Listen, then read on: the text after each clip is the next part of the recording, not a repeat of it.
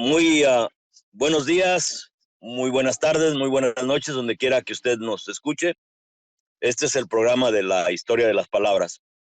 La historia de las palabras viene de las historias orales mayas, donde implica que los dioses del Mayab nos crearon y al vernos inermes y sin crecimiento, ellos se dieron el tiempo de crear las palabras.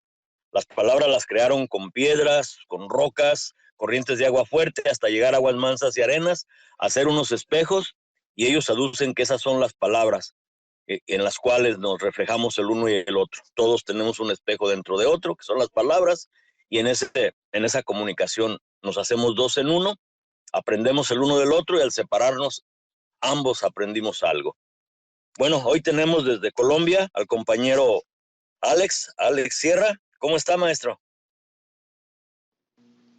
Antonio, un gran saludo desde Bogotá, Colombia, a ti, a todo el equipo y a la gente que nos escucha a lo largo y ancho de esta América Grande. Bienvenido, bienvenido, bienvenido en este diálogo y soy todo oídos. Órale, bueno, aquí está con nosotros el maestro García, mi compañero de fórmula. Maestro, ¿qué le pregunta a Alex ahorita? Nada, al menos inicialmente. Que nos diga algo de él personalmente. Como siempre pedimos eso a los invitados a las conversaciones, para dar mejor conocimiento a los que escuchan de quién es. Perfecto. Sí, Alex, fuera de tu persona, dime. Bueno, Fuera de tu figura pública, ¿no? ¿Dónde creciste? ¿Dónde fuiste a la escuela? Cosas fuera de tu figura pública para que la audiencia se familiarice contigo como persona. Perfecto. Yo soy un colombiano hijo de campesinos que llegaron desplazados por la violencia sociopolítica desde los años 50, 60 en nuestro país. Soy el único hijo de una familia campesina de 6 hijos que pudo ir a la universidad. En tal sentido, hay una reivindicación en mi trabajo cotidiano de clase y barrial, básicamente.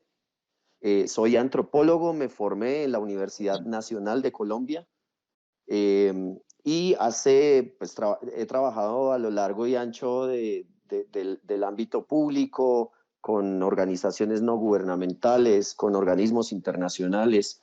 Y hace unos años hago parte y tengo el honor de ser parte de un centro de estudios sociojurídicos latinoamericanos, CESJUL, como nos llamamos. Somos una organización que hace formación en temas jurídicos, pero por otro lado, también hacemos investigación en temas sociales. Nuestros temas de interés son las violencias sociopolíticas, la prevención de violencias que se generan contra los jóvenes, especialmente contra los jóvenes racializados y excluidos en algunas de las regiones de Colombia. Y hace unos meses, a propósito del estallido social en Colombia, conformamos junto con un equipo enorme de cerca de 3.500 personas en el país una ayuda pro bono, un apoyo solidario de defensa jurídica gratuita a las personas que han venido siendo judicializadas, perseguidas y asesinadas con ocasión de las protestas del paro nacional. Es un honor para mí estar en este espacio y eso básicamente soy yo, soy un caminante, soy un solidario y realmente más que mi persona admiro profundamente las causas de las personas que han dado y ofrendado sus vidas, sus libertades y su capacidad vital para que tengamos un continente pues como el que deseamos y como el que esperamos tengamos algún día. Pues nada viene fácil, manito. Todo cuesta su trabajito. Son procesos que a veces no llegamos a donde queremos, pero vamos haciendo camino.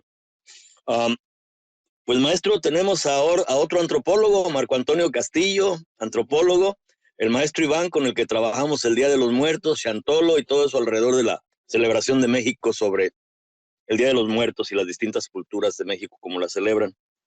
Y pues se hace interesante la visión de los antropólogos, pero queríamos ver nosotros, a ver cómo nos sale la idea de la tesis, antitesis y y tal vez la síntesis, no lleguemos como humanidad ahí en estos momentos, pero podemos empezar a tratar de ver qué tenemos con relación a esto.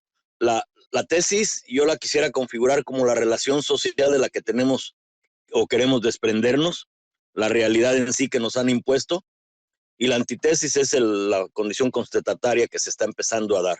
Tenemos tenemos distintos ejemplos donde el ser humano ha tratado de un modo y otro romper con estos esquemas, y rompe a medias. Estamos en una economía o una relación económica de cual tenemos muchísima dependencia y va a ser muy, muy difícil.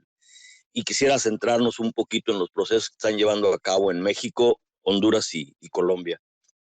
En México el cansancio del gobierno establecido llevó al punto en el que estábamos todos con un temor a que si seguían la estructura como estaba, iba a haber un rompimiento social severo, una violencia que va más allá de la guerra civil, a mi percepción. Grupos armados del narcotráfico, cotos de poder de los distintos partidos políticos, intereses de la iglesia, cantidad de cosas que nos pudieran haber pasado, y Obrador hábilmente o acertadamente puso la propuesta de que en realidad el problema de México era la corrupción. Se la consideramos como la antítesis. Pero en el resultado, después de haber él tomado el poder, como que las cosas quedaron a medias. Y esa antítesis se está trabajando. En Honduras también tuvo su efecto y también obligó a una forma de organización social que destituyó al poder establecido. Y ahí lo que avanzaron ellos, a mi percepción, fue la idea o la posibilidad de llevar a los políticos de carrera a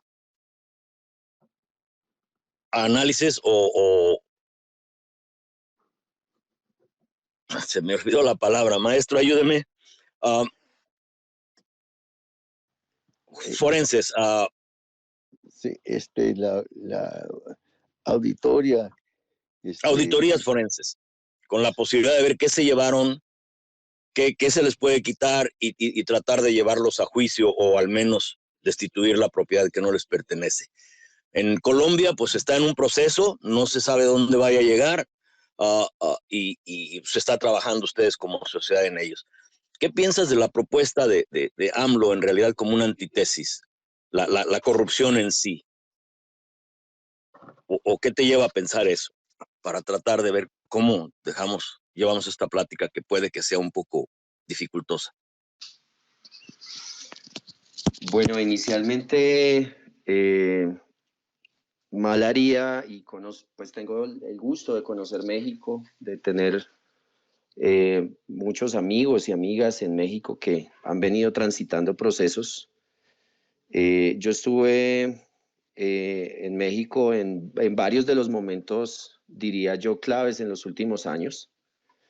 Y yo diría tal vez que, si me lo permites, porque no quiero y para nada soy un experto concretamente en México, pero también estuve en Honduras en meses pasados a propósito del fenómeno electoral. Estuve como observador internacional electoral en Honduras.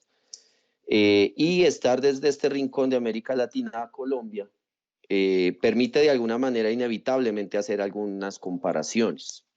La primera, y creo que la más importante, es cómo tratamos de construir escenarios de gobierno o de gobernanza a la sombra de los Estados Unidos y de una política que permanece y que está como omnipresente en cada uno de nuestros países.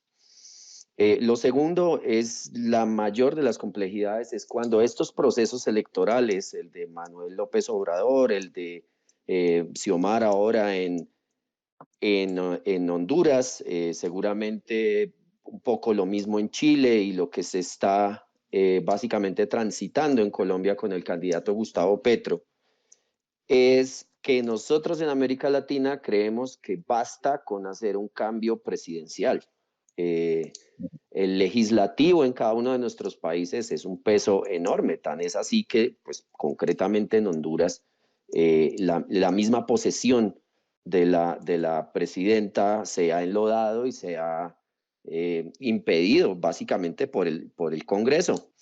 Así que yo creo que hay que entender que los procesos de recambio requieren ambición, pero entender que son colectivos, que debemos llegar con cuerpos legislativos que sean capaces de hacer las transformaciones jurídicas y legislativas que requerimos en medio de un modelo neoliberal. Entonces, tenemos un discurso de democracias, pero básicamente unos gobiernos de facto tremendamente corruptos y vale la pena decirlo, en los 3 países, a propósito del fenómeno del narcotráfico, totalmente cooptados por las mafias.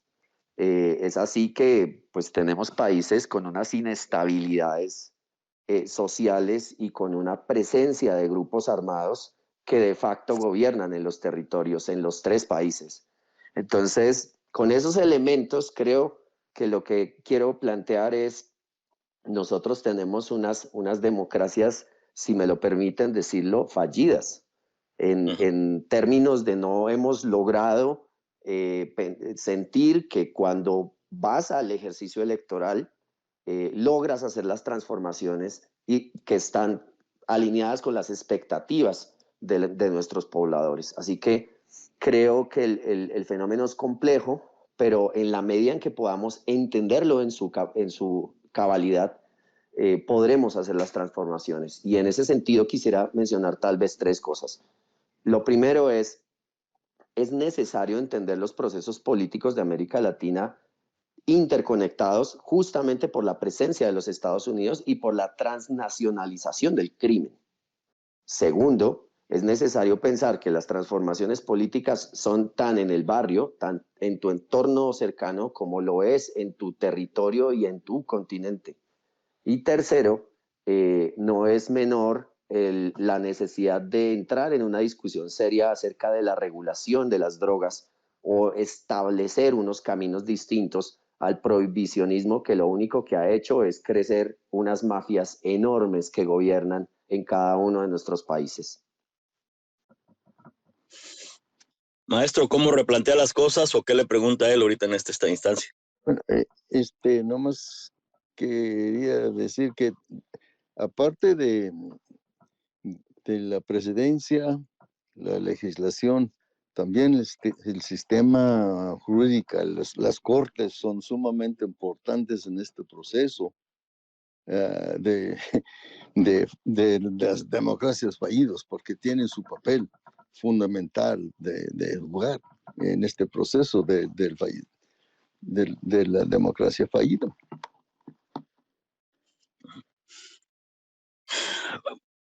En lo particular, yo trato de trabajar con abstracciones en lo que me es más posible. Creo que el planteamiento o la forma de analizar esto a través de la tesis, antitesis y la posibilidad de una síntesis o una nueva relación social viene precisamente en tratar de entender que no estamos en una democracia, nunca lo hemos estado y tenemos que redefinir ese principio y ver que la gente desde abajo empiece a entender qué lo tiene sometido y por qué y cómo. Y eso es un trabajo a largo plazo, difícil. Y estos procesos nos dan oportunidad de incluir al pueblo en las decisiones que lo afectan. Creo que la corrupción sí es un problema, pero lo que se avanzó en Honduras sobre el intento de llevar a cabo las auditorías forenses ayuda mucho para que el pueblo empiece a ver qué y cómo lo roban, qué y cómo la relación social está en desventaja con ellos. Y son procesos que van avanzando poco a poco. ¿Qué se puede esperar en Colombia a hoy que ustedes tienen también esa misma desaceptación a lo impuesto y están tratando de buscar la forma de salir de ella y adquirir un compromiso que nos corresponde a todos para cambiar esto en conjunto y no desde un ámbito nacional? Cada quien tiene sus propios procesos y perspectivas, pero la tesis, la antitesis o el principio de la democracia nos unifica a todos. ¿Cómo la redefinimos? ¿Cómo vemos que la democracia no es en realidad el principio de la democracia, ni siquiera es democracia? ¿Cómo lo redefinimos para ver de que de todos, por todos y para todos, es un diálogo social que implica compromisos de todos y no una imposición de unos cuantos. ¿Cómo verías tú eso? ¿Cómo planteamos eso a la comunidad con los elementos distintos que ya se han desarrollado? Tal vez las ollas comunitarias con ustedes, la cuestión de Chiapas con nosotros, distintas cosas que se van desarrollando poco a poco y en ocasiones no alcanzamos a comprender la cuestión que se nos plantea, pero se va trabajando poco a poco en ella conforme la historia da sus pasos. ¿Qué piensas como antropólogo o como persona? Pues a mí me resulta sumamente procaz y es una invitación muy grata la que me propones, porque nosotros tenemos de alguna manera un fetiche democrático en América Latina. Nosotros, por ejemplo, en Colombia nos decimos que somos la democracia más estable del continente, pero es una democracia con 8 millones de desplazados internos, sin tener un conflicto abiertamente definido como tal, que nos ubica como el país con el mayor número de desplazados en el mundo. Tenemos en los últimos 30 años 2.5 personas asesinadas, personas que han sido asesinadas tanto en la violencia cotidiana, en el marco del conflicto armado, como resultado de retaliaciones de crímenes de Estado.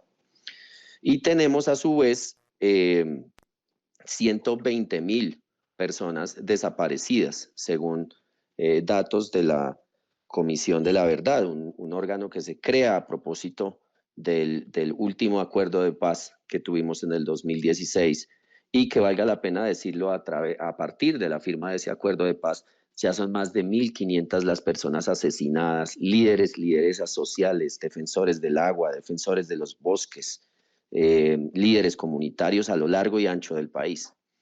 Pero seguimos manteniendo un sofisma en el que decimos somos una democracia, ven a elegir, tu voto es importante. Y realmente lo que hacemos tanto en Colombia como en casi que todos nuestros países es legitimar. Realmente no votamos por quien queremos. Y ese es un problema en cómo está planteado ese ejercicio democrático. Y tú das unas pistas que me parecen muy importantes a propósito del levantamiento social en Colombia. Una de las cosas que para mí ha significado una muy grata esperanza es encontrar que en las calles movimientos históricos, líderes históricos, empiezan a concurrir y a encontrarse con jóvenes que básicamente vienen de las barriadas, que no tenían una formación política, pero que salen fruto de la frustración, del hambre, vale la pena decirlo, a tratar de, en los llamados puntos de resistencia, se hacen efectivamente esas ollas comunitarias que son espacios para comer y compartir los alimentos. Y encuentran, curiosamente, ahí espacios de socialización, de encontrar vínculos, de crear causas, de gente muy diversa, de gente muy diversa. Y ver eso, haber sido capaces de presenciar eso generacionalmente me parece muy esperanzador, pero igualmente peligrosa la respuesta de esa democracia, porque ese es otro de los planteamientos importantes. Una democracia no podría, bajo ninguna circunstancia, generar víctimas. Ya se cuentan cerca de 100 personas asesinadas por la policía en el marco de la protesta, con miles de videos demostrando el uso de armas de fuego contra manifestantes. Pero, y a propósito de las cortes, que eso es un punto muy importante que plantea el maestro, esos videos luego son rechazados como acervos probatorios. Y de inmediato decimos, ¿qué pasa con la impunidad en esos casos? Entonces, una democracia, uno, que genera víctimas, dos, que es ilegítima en el mandato soberano de una ciudadanía que no está de acuerdo con la toma de decisiones de las élites. Y tercero, un ministerio público, unas cortes y un sistema judicial que no hace las veces de administración de justicia para revertir esos abusos, pues claramente nos dan al traste con tu tesis en términos de no tenemos una democracia, no tenemos democracias. Debemos zanjar otro tipo de mecanismos de encontrarnos, de replantearnos ejercicios, y es una obligación apremiante que estamos en construcción, y eso va a necesitar tiempos. Sin lugar a dudas vamos a estar llamados a los errores, pero es un camino que debemos transitar y debemos tratar de recoger lo mejor que nos ha pasado como pueblos, y por sobre cualquier otra cosa, y con esto quiero cerrar este espacio, necesitamos profundamente tener historicidad. Infortunadamente nuestros movimientos sociales en Colombia han sido sumamente limitados en cómo construimos la memoria, porque estamos repitiendo algo que nos pasó una generación anterior, estamos repitiendo cosas que nos pasaron hace 50, 60 años, desde el magnicidio de Jorge Eliezer Gaitán, un muy importante líder en 1948.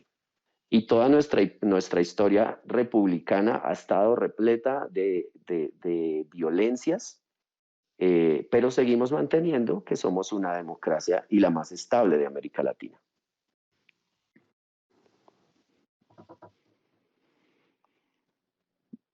Eso de la historia para mí es sumamente importante porque vemos en por lo menos según mis experiencias, vemos en las escuelas públicas y también las particulares que se presenta una historia de ficción. Es que pintamos algo como somos una democracia, que ha habido conflictos, pero siempre se resuelven por medios pacíficos, pero eso no es verdad. Entonces creamos una visión falsa de nuestra historia como pueblo. Y, y hay mucha gente que ven estos cuentos de hadas y dicen, no, pues eso no es real. Entonces, de ahí para mí comienza cierta incredulidad de, de los ciudadanos. Eso no vale la pena. Que chula democracia, no es democracia, pero disque democracia, y vivimos casi en un sueño. Y entonces el individuo, y aquí está otro problema para mí, el individuo comienza a decir, no, en estas condiciones, yo me busco para mí, y solamente para mí. Y se rompe este tejido social y ya no hay ni el interés ni el ánimo de entrar en este diálogo que es sumamente importante de cuestionar los procesos, cuestionar la versión oficial histórica. Y entonces es muy difícil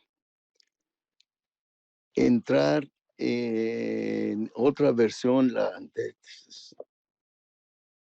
Y es problemático porque a veces la gente ni quiere considerar el total de la situación, solamente el particular de yo y mi familia, y avanzamos o no avanzamos, y entonces no estamos dispuestos a poner ni tiempo ni energía en ese proceso de diálogo y yo diría un enfrentamiento de ideas que tiene que ocurrir para buscar unos cambios a fondo.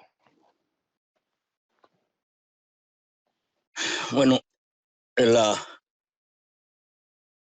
cualquier estructura, cualquier poder dado, generalmente lo que busca es absorber y enajenar a la gente que está bajo en estado de sumisión, bajo ellos.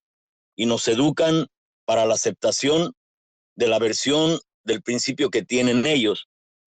Yo, para hacer esto más manejable, ninguna idea es propia, todas las agarramos de aquí y de allá. Pero para hacer esto más manejable, yo pongo esto, como los principios son verdades inapelables, pero son inalcanzables, son procesos en los cuales tanto individuos como sociedades llevan un proceso de maduración. Nunca los alcanzamos, siempre hay algo que mejorar. Y cuando un principio se dice alcanzado, por lo general es usado por alguien o un grupo de personas para controlar o dominar a los demás. Entonces nos han engañado con una democracia que no es más que un juego de números, pero no es el principio en sí, es un engaño. Y la democracia debe ser un diálogo que incluye a todos en las decisiones en común y trae responsabilidades. Al que eligieron, sea Petro, sea Xiomara, sea cualquiera, te tiene que tener la capacidad de cuestionarlos o llevarlo a alguna forma de cuestionamiento o juicio cuando fallan a la sociedad. Y eso tratan de no enseñárnoslos, tratan de mantenernos por la educación, la religión, la cultura, la costumbre, bajo sumisión y dominio, y cuando nos salimos de ese embate, ellos se sienten con el derecho de someternos de nuevo a lo que creemos es algo que ellos deben de hacer porque es la ley. Y la ley o la legalidad es una distorsión del principio de la justicia. O sea, está en los principios, en entender los principios, pero cómo llevar los conceptos teóricos a que en forma práctica la gente empiece a verlos.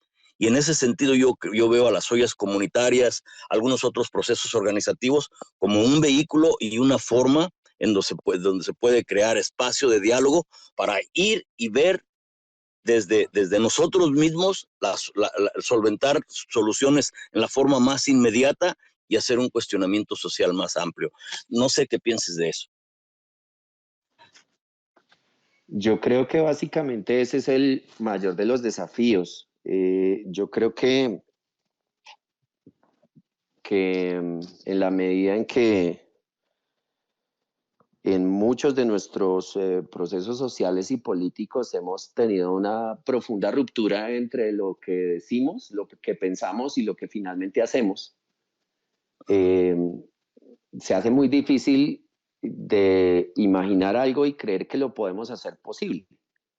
Eh, a mí he tenido la posibilidad de ir viendo cómo se crean de manera espontánea procesos en toma de decisiones en el marco del paro nacional en Colombia en los últimos 2 años.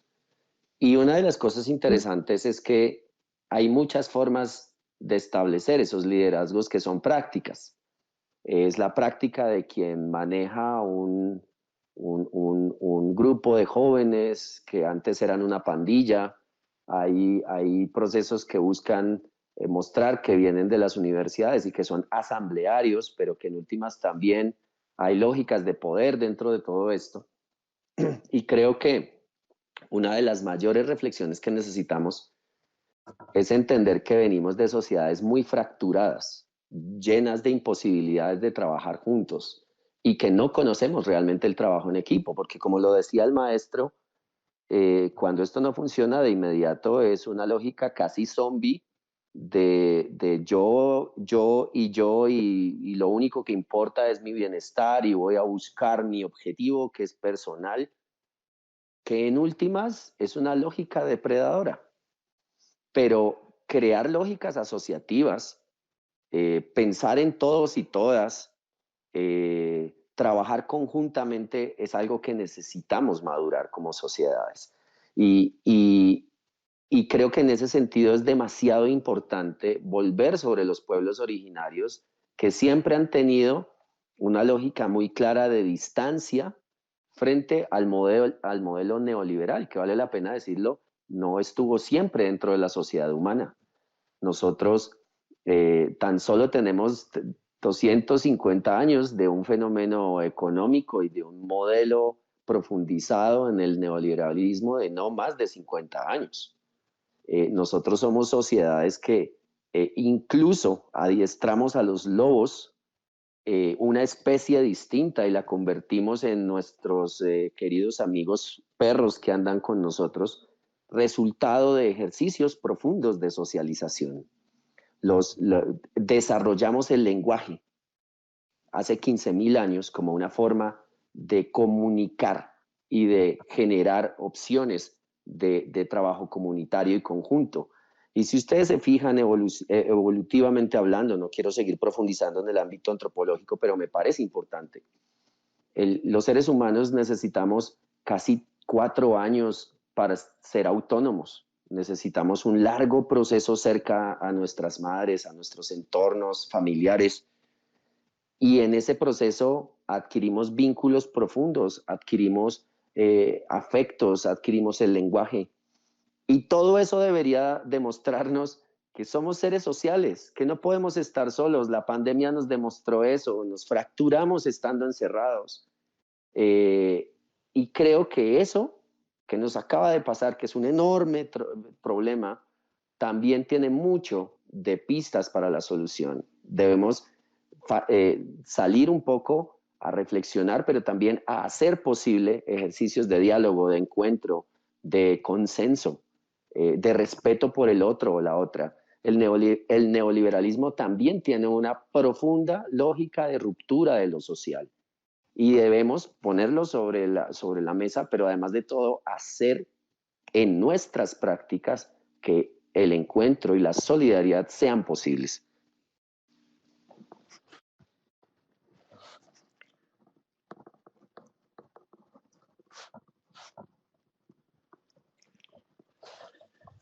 No es interesante mencionar la pandemia COVID.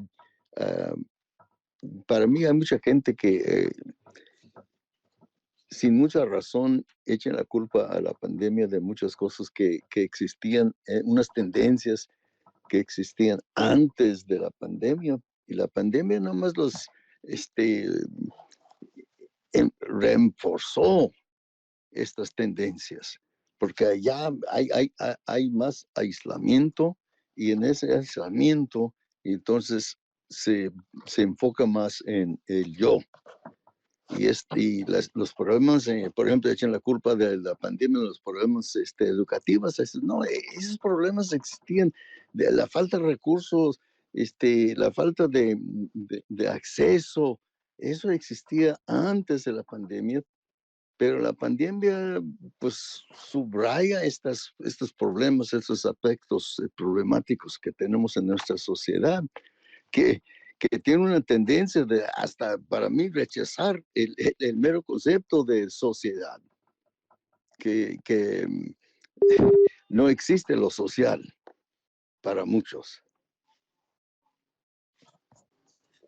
Creo, Alex, que no deberías de tener ningún temor de traer tu disciplina y tu experiencia como antropólogo, porque el problema, al menos desde mi percepción, es tanto externo como interno. Hay que también buscar la forma de cambiar el exterior, pero también es consecuencia de nuestras formas y visiones internas, nuestra forma de ver las cosas, nuestra avaricia, nuestros deseos, la condición de controlar a otros. Todo eso se tiene que trabajar a la vez que se trabaja lo social.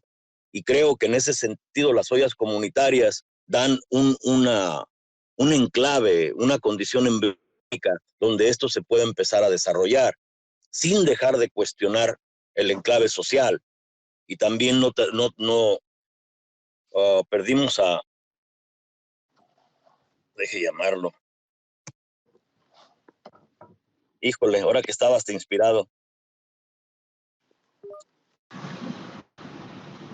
Ok, Alex, ahora te perdimos ahora que estabas inspirado, ¿ves? Mira, porque, acá estamos dime. de nuevo.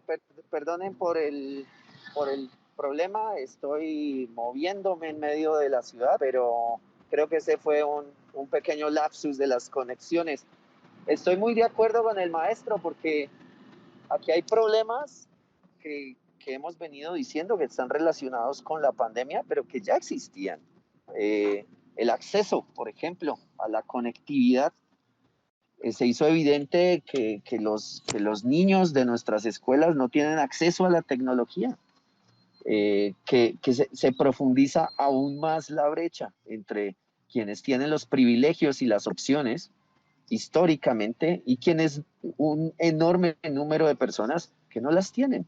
Así que muy valioso también poner en perspectiva, en una perspectiva muy crítica, estos ejercicios hegemónicos la pandemia es la crisis, la pandemia no es la crisis, la pandemia es la expresión de un modelo neoliberal. El fenómeno de las vacunas, indistintamente de si son o no oportunas, pero ponen sobre la mesa el fenómeno de unas farmacéuticas que de hecho son más poderosas que los gobiernos, les impusieron condiciones a los gobiernos, se enriquecieron de una forma increíble y no ha habido ninguna discusión acerca de esa discusión que teníamos en el fenómeno del SIDA, a propósito de la pandemia del SIDA en los 90s, de nacionalizar las vacunas y poder producirlas en masa, como se hizo en algún momento en el África. Entonces, esas discusiones, si ustedes se fijan, no las estamos teniendo y hacen parte de un ejercicio de reflexión, pero también político.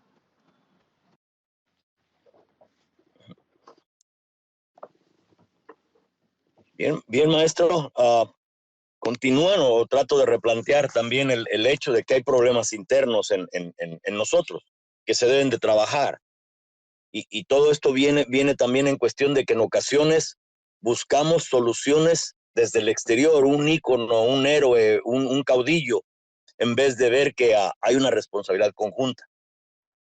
Y creo yo que las ollas comunitarias nos dan las condiciones embriónicas en donde podemos desarrollar este tipo de cuestionamientos desde la masa, desde abajo, con el espíritu del que ha vivido sometido y busca respirar aire fresco. No sé qué pienses o cómo veas ese, tal vez como antropólogo ayude mucho a que nos ayudes a aclarar esto.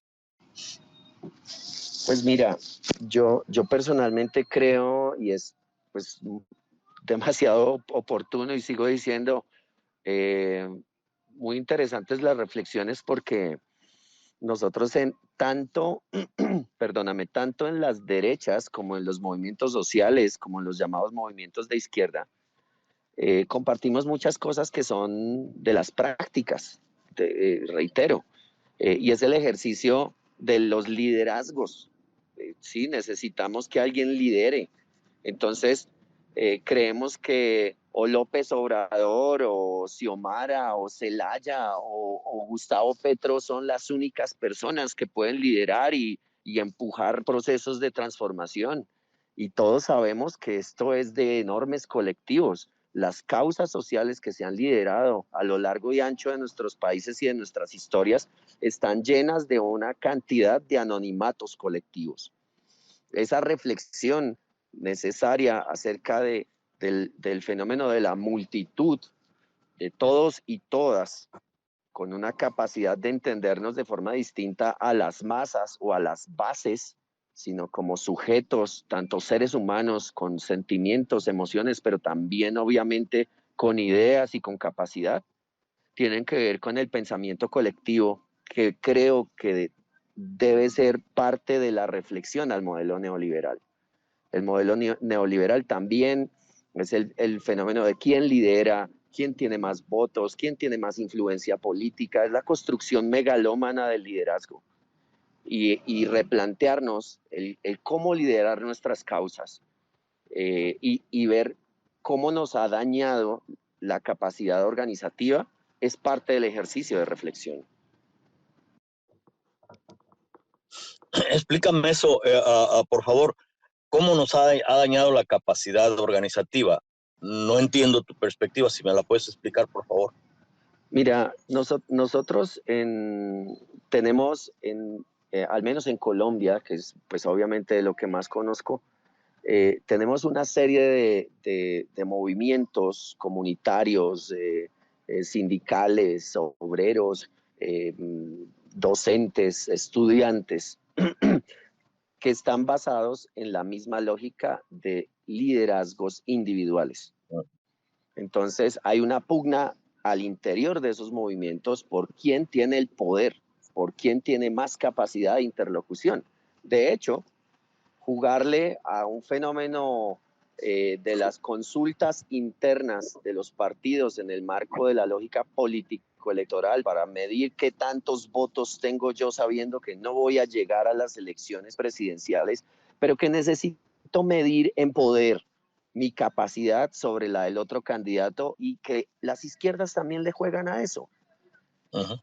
Y nosotros necesitamos de alguna forma entender que nuestro contrapeso al ejercicio neoliberal no es haciendo la misma lógica de quién tiene más poder dentro de nuestras organizaciones, sino quién tiene más capacidad de juntanza, de trabajo solidario, de trabajo comunitario y obviamente con un enorme respeto por las personas que hacen parte de los movimientos. Esa reflexión es transformar el ejercicio del liderazgo protagónico en un liderazgo socialmente amplio de distribución de tareas, de funciones.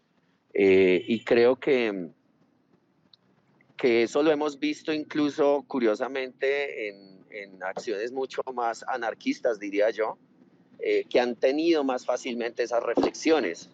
Es a eso a lo que me refiero, querido Antonio.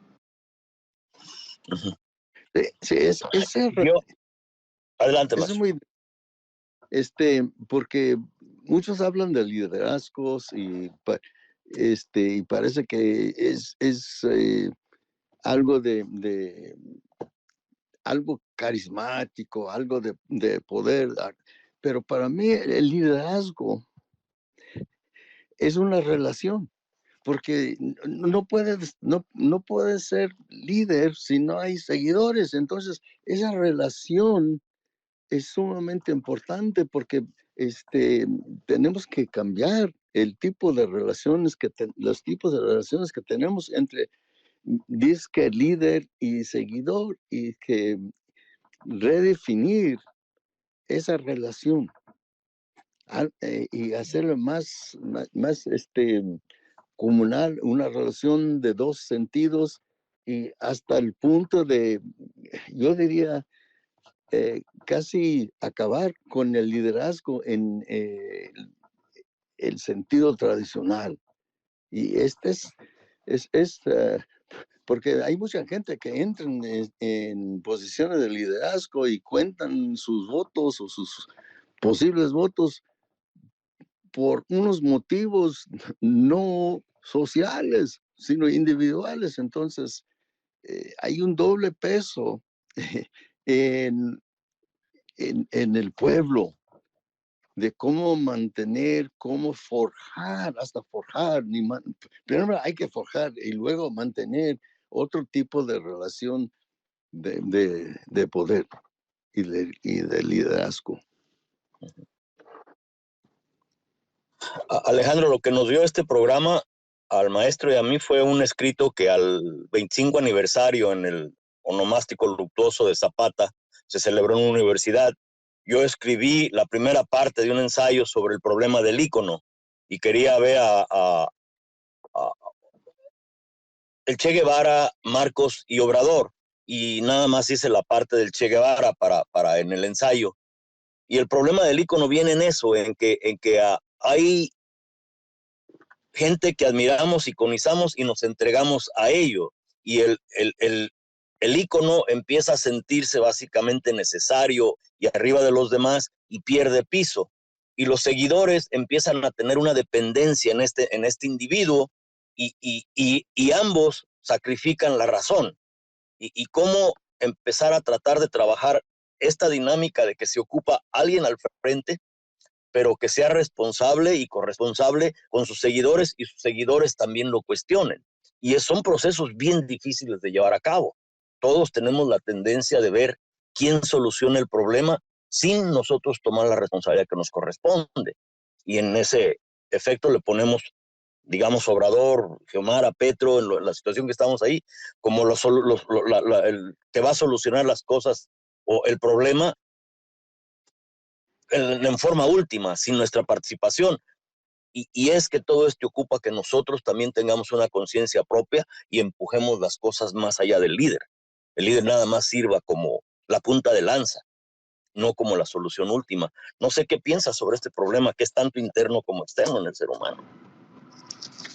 Pues fíjate que yo creo que tiene que ver mucho con la tradición judeocristiana. O sea, nosotros tenemos un modelo de Dios que es un hombre rubio blanco, ¿no? Entonces, por eso también es un modelo colonial y es un modelo por eso todo el tiempo queremos compararnos y estéticamente incluso tenemos una negación a nuestra raza y a nuestra presencia histórica, que nos han arrebatado por un ejercicio básicamente de mostrar que el liderazgo es, incluso el divino, es un sujeto. En eso me parece bien interesante el islamismo, sobre la prohibición de las imágenes, ¿no? Y en ese caso, por ejemplo, Alá tiene un apellido, es Alá el misericordioso. Casi que en todo el Corán se refieren a Alá con una analogía a la misericordia y por ende a la solidaridad. Dicha esta reflexión, me parece bien importante lo que mencionas acerca de si para transformar nuestros modelos necesitamos una madurez política de los ejercicios de liderazgo. Y esa madurez política implica trabajos colectivos. Si bien los espacios como están hechos, en el modelo individualista, son para él o la persona que tiene la imagen, que tiene el liderazgo, etcétera, pues también hay que entender que en el marco de las corrupciones y de las derechas, ese personaje siempre está manejado por un sector poderoso, ¿no? Entonces tenemos unos presidentes, títeres de poderes muchísimo más complejos. Pero guardando las justas proporciones, yo diría que sería bueno tener unos liderazgos maduros que tengan la capacidad de entender que no se hicieron solos y que se deben profundamente a un gran liderazgo conjunto, de muchas personas que han creído en esas instancias. Y creo que en la medida en que eso atraviese lo económico también es muy poderoso. Yo conozco experiencias de organizaciones donde, personas que tienen empleo y que tienen ingresos comparten solidariamente esos ingresos con los compañeros que están en sus luchas y que no tienen ingresos. Y eso son palabras mayores, porque estás haciendo una lógica asociativa y comunitaria con lo más íntimo que es tu ingreso. Y ese tipo de reflexiones me parece que valen la pena. No podemos, yo no creo que sea posible construir modelos políticos distintos en América Latina sin solidaridad, sin que seamos solidarios y sin principios de austeridad, porque el poder obnubila, el poder envenena la capacidad de los sujetos. Yo he visto la transformación de personas que consideraba maduras en monstruos, megalómanos y de poder y sus autos y sus escoltas. Y eso es resultado de no haberse planteado que el dinero y el poder corrompe. Esa reflexión es necesaria para construir liderazgos tranquilos y liderazgos con la capacidad política y la madurez para llevar a cabo este tipo de causas. En Hegel yo vi las relaciones de dependencia y esta dependencia, buscar alguien que solucione el problema sin responsabilidad propia de la masa, crea este tipo de dinámicas, donde alguien se siente ya necesario y superior a los demás y pierde el piso. La masa también tiene que tomar la responsabilidad que le corresponde.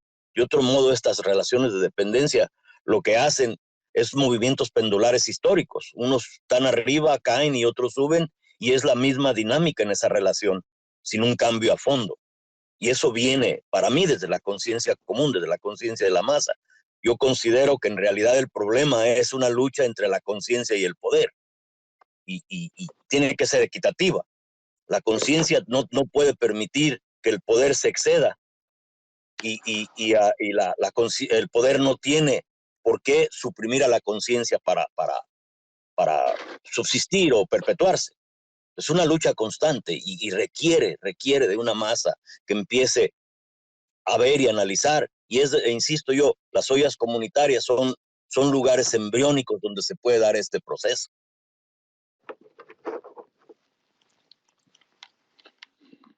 No sé qué pienses. Tienes razón, pero incluso en las, pues te escucho y de inmediato también pienso que el problema es seguir pensando que hay un liderazgo y del otro lado hay una masa amorfa que no tiene nombre, que es un montón de gente que se puede disponer de ella como se quiere. Eh, y creo que esa es una puerta de entrada peligrosa. Yo creo que hago la invitación incluso a que el liderazgo también necesita reforzar la identidad de cada una de las personas que hacen parte de esas llamadas masas o bases, ¿no? Ayúdame a entender tu reflexión, que calculas que esta es una puerta difícil, porque el diálogo en sí es la oportunidad de empezar a ver los distintos aspectos de todo esto, ¿no? Y nos ayuda a todos a crecer, que es la intención de este programa, ¿no? En sí, a como podamos, ¿no? Yo no tengo mucha preparación propia, no terminé secundaria, pero eso no me impide que piense, ¿no? Y otros que tampoco tuvieron primaria, yo los he oído hacer disertaciones bien complejas y en forma muy sencilla. Entonces, ayúdame a pensar tu reflexión sobre qué consideras esto una puerta peligrosa. Mira, una de las cosas que yo creo que de alguna manera también debemos reflexionar es que los ejercicios autoritarios han estado tanto en los movimientos de derecha como de izquierda. Ese es un primer elemento muy importante. Y en la medida en que logremos valorar profundamente a todas y cada una de las personas que hacen parte de los movimientos sociales y comunitarios, vamos a ser capaces de tener liderazgos tranquilos. Hay liderazgos que consideran en nuestras enormes violencias que hay daños colaterales que deben ser asumidos. Entonces hay gente que son soldados que deben ir a morir. Y creo que una de las reflexiones que yo he visto a lo largo y ancho también del país en los últimos 20 años es que los movimientos que son más maduros en términos de la capacidad de tener un liderazgo distinto tienen profundos ejercicios de memoria, de reivindicación de sus muertos, de sus heridos, de sus daños, no simplemente entendidos como una reivindicación que justifica acciones de hecho o de violencia. Creo que entre más somos golpeados como movimientos por fenómenos muy violentos, más debemos hacer esa reflexión acerca de la importancia de cada uno y cada una en una causa, de cómo suman cada compañero y cada compañera. Y creo que es una profunda reflexión que le he visto, porque pues, esto no es de la universidad, esto es de observar las reflexiones que tienen las personas en los ámbitos rurales, los campesinos, los líderes en diferentes regiones del país. Y sobre eso lo único que tienes que hacer es recoger lo que aprendiste en la universidad o lo que creías saber de movilización social y hacer ejercicios de reflexión. Es un poco a eso a lo que voy. Mira, en la cuestión de Chiapas, yo la vi muy importante en relación como un partaguas al pensamiento y de las teorías de confrontación, guerrillas, todo eso. Y una de las cosas que distrajo mucho a la cuestión que pusieron tanto la teología de la liberación, el pensamiento maya, como los grupos marxistas que se encontraron ahí en Chiapas, fue el hecho de que el EZLN puso varias cosas que nos ayudan a reflexionar, y una de ellas es mandar obedeciendo, que el líder es más que nada el subsirviente de la conciencia común, no el que se impone a ella. Pero con la imagen de Marcos, todo esto quedó atrás. Con la imagen de Obrador, varias cosas están quedando atrás. Tal vez con Xiomara también la gente se distraiga sobre la obligación que se obtiene al poner a una persona al frente y forzarla, ver que obedezca a la conciencia común. Y esa conciencia común tiene que estar desarrollada y no dependiente de estos líderes. Y a mí se me figuró muy importante esto que pusieron los zapatistas en relación a mandar obedeciendo, que el líder no es más que el subsirviente de la conciencia común, ¿no? De la reflexión de todos, de las consultas, de los diálogos que se llevan en comunidad. ¿Qué piensas? Nos quedan pocos minutos.